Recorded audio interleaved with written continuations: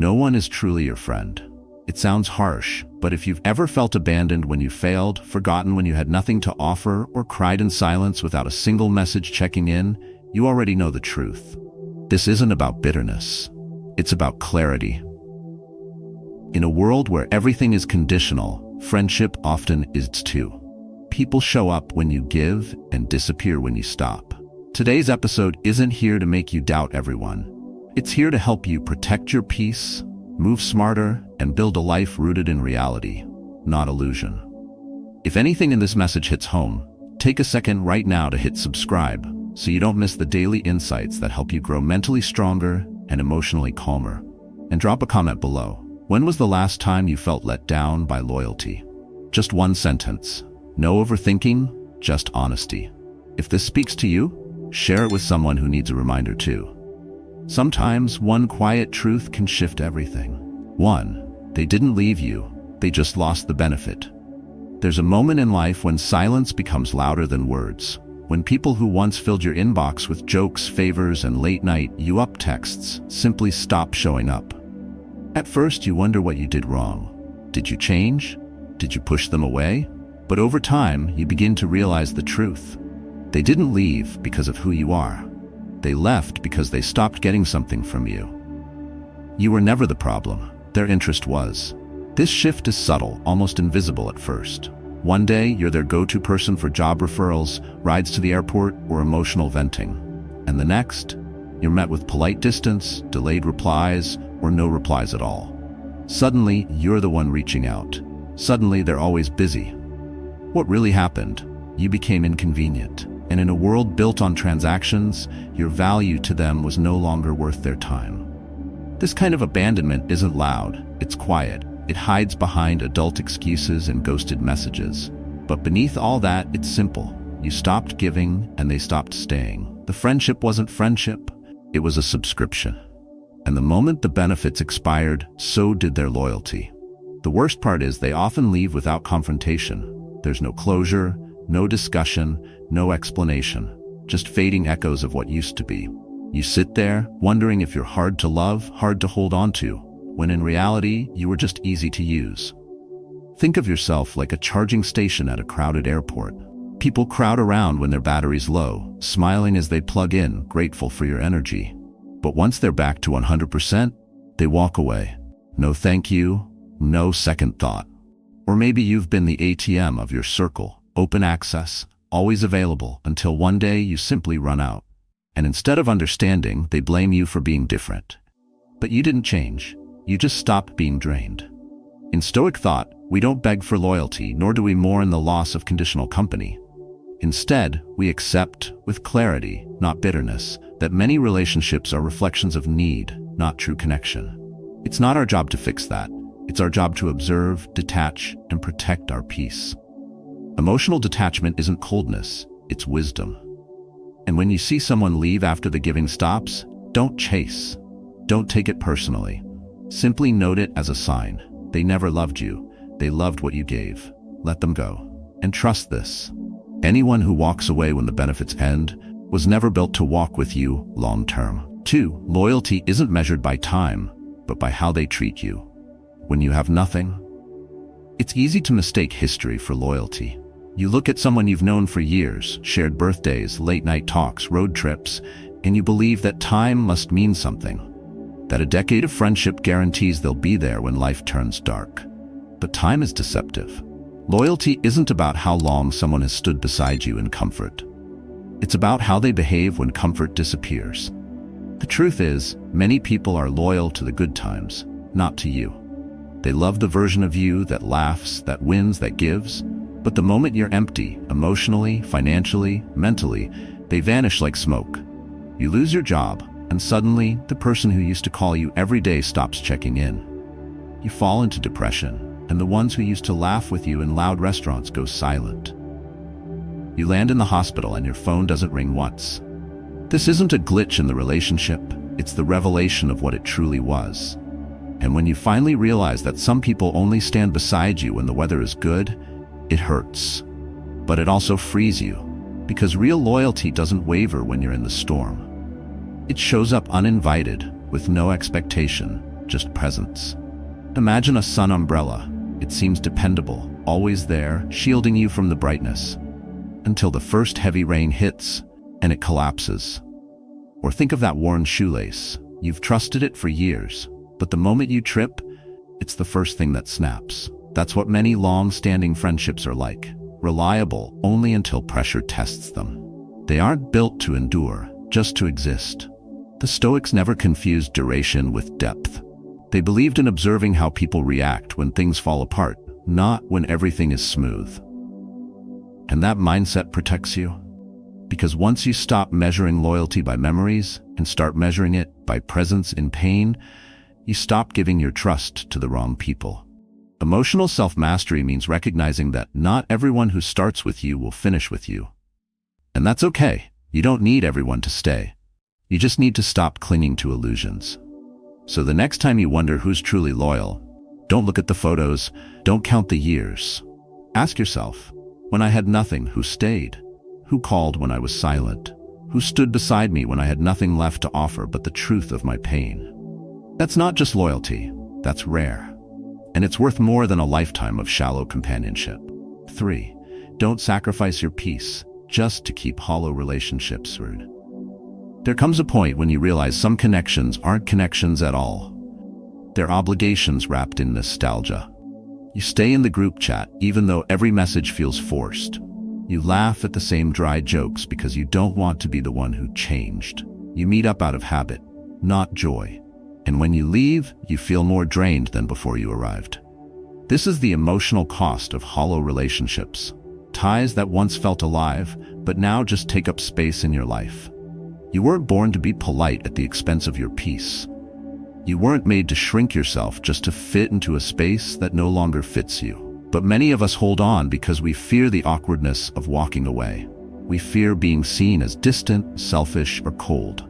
So we keep showing up, wearing a smile we no longer feel, playing a part we no longer recognize. Sometimes, the emotional weight comes not from conflict, but from silence. You keep texting out of obligation, responding to their check-ins even though each reply feels like a chore. You stay in touch with someone not because they bring value, but because they've been around for years. But time is not a reason to keep people close. If every interaction feels like pressure, if every call drains your energy, then what you're holding on to isn't friendship, it's fear. Fear of change, fear of being alone, fear of uncomfortable endings. But endings are not always bad. Some doors must close for air to return to the room. Think of that broken chair you keep in your living room, the one with sentimental value but a missing leg. Every time you sit, you're bracing for collapse. Or that old jacket in your closet, it once fit, but now it restricts you. You keep it for memory's sake, but it only takes up space. That's what stale relationships do. They restrict your emotional freedom while pretending to offer comfort. Letting go of them doesn't mean you're cold. It means you're choosing peace over pretense. In Stoic thought, inner peace is not negotiable. It's a priority. Letting go isn't weakness, it's strength, the kind that comes from clear thinking and emotional discipline. You don't have to make a scene, write a speech, or explain yourself to everyone. Quietly stepping away is enough. Because the longer you hold on to what's hollow, the longer you delay the space that real connection or real solitude needs to grow. Protect your peace, even if it means walking alone, especially then. 4. Recognition from others doesn't prove your worth. There's a quiet danger in living for applause. It starts subtly. You do something you're proud of, you share it, you wait, but when no one notices, doubts creep in. Was it even good enough? Should you have done more?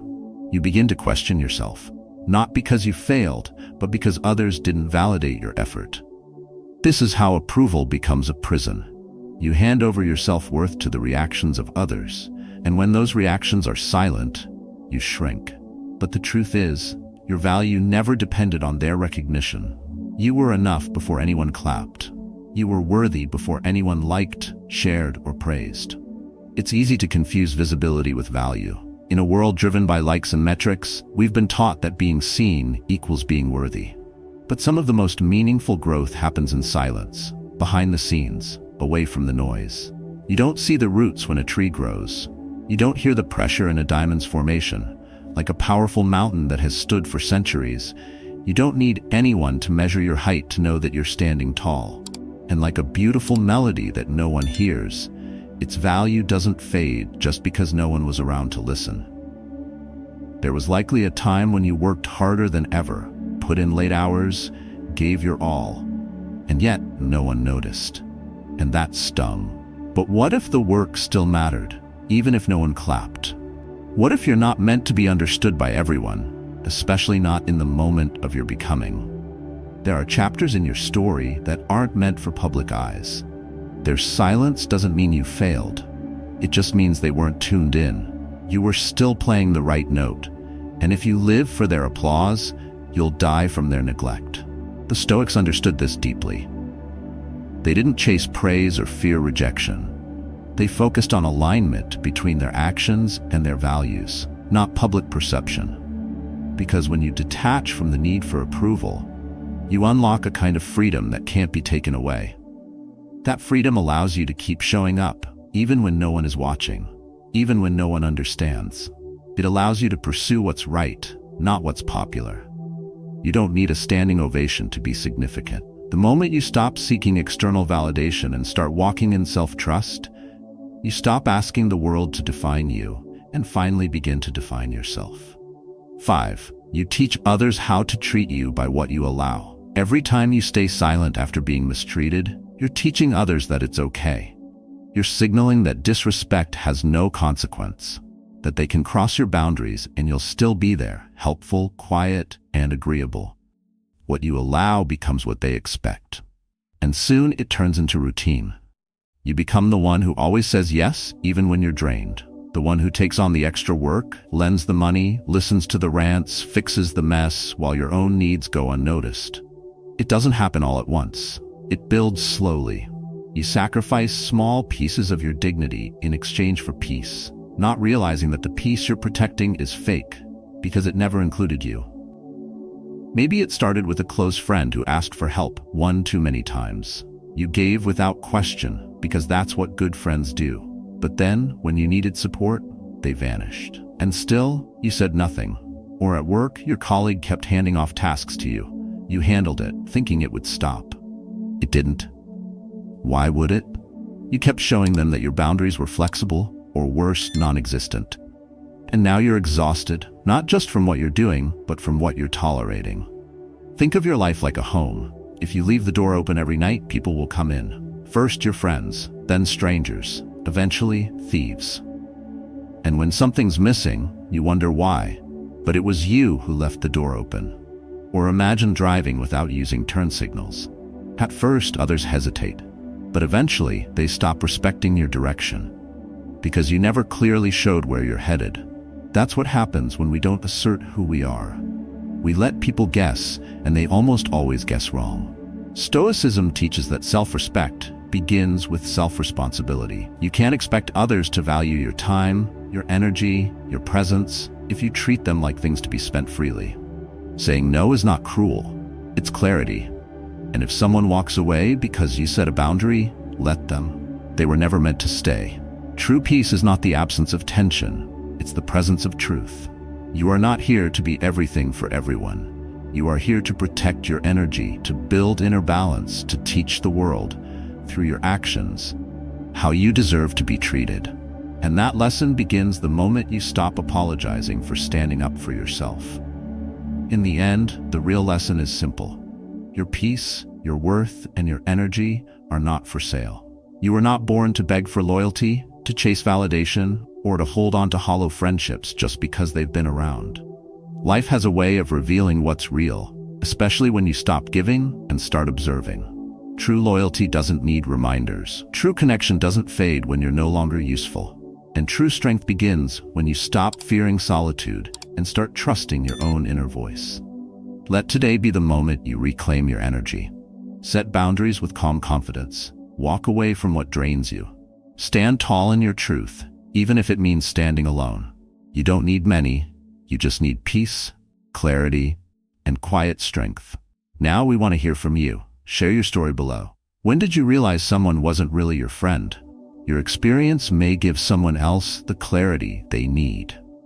If this message spoke to something real inside you, don't forget to like the video and subscribe for more content on mastering your energy and building emotional self-trust. Keep protecting your peace, because you deserve to.